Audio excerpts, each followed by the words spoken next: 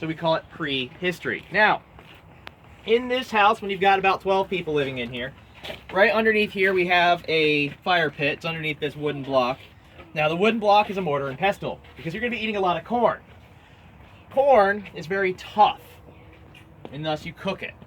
So they would use the mortar and pestle to kind of grind down that corn into a powder. They'd make cornmeal. They'd take the cornmeal and then they could cook it and make flatbread. Now they also had a lot of different things in the house, like gourds. What could you use this for? A bowl. A bowl. You could eat food out of this. What else could you do with this? You could like get water out of it and you could bring it back. You could get water.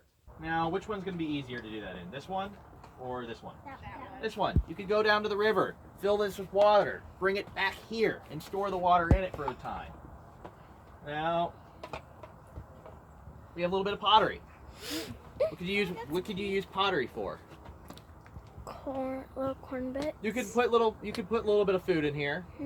You could put For a herbs baby. in here. For a You could baby. Put different things in this that you might need for either cooking or for medicine. Now, the pottery, it tells us a lot. What do you notice about this pot? It has art and patterns. It's got patterns. It's got some art on it. Now, there were 4 or 5 different family groups living here, and we know that because of the pottery, because every family group has their own design. Now, ladies, you would learn how to make the pots and how to make the designs from your mom, who learned it from her mom, who learned it from her mom. Now, you would stay in the same area as your mother. So, gents, when you get married, you're moving in with your in-laws until you have time to build a house. You're going to be living with your wife and her family until you have time to build your own house. Wouldn't your family have to live with her family? No, your family stays where they were at, but you move in with her. And then you build your own house if you've got room next door.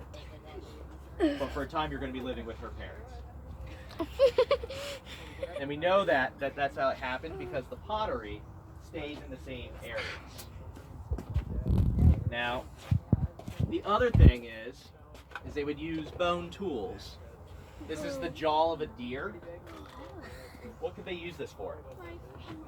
You could use it as a knife. The teeth are actually kind of sharp. So you could use this as a knife to either cut things with or to scrape things with. What else could you use this for? You could use it as a comb. I mean, you could. Or you could use it to cut people's hair with, because we did talk about it being used as a knife. What else? Yep, these are the teeth of a deer. It's an actual deer's jaw. It is?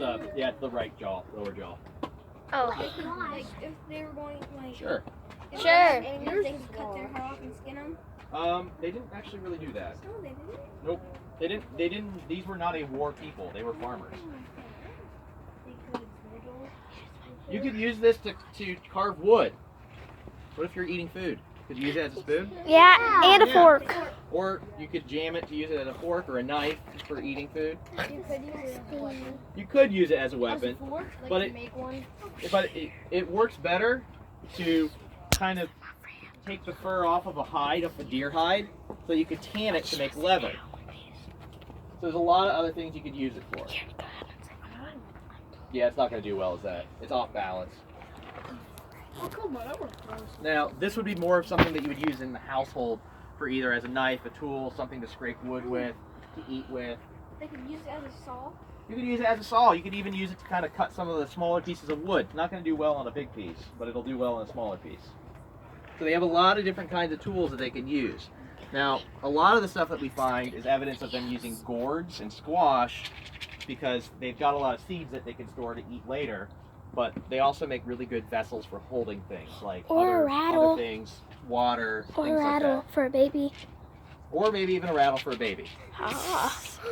So what we're going to do is we're going to head back outside. You guys go. Let me go. Let me go. Let him go. Let him go. Let him go. You don't know where you're going. You can go. Okay, let me stop right there.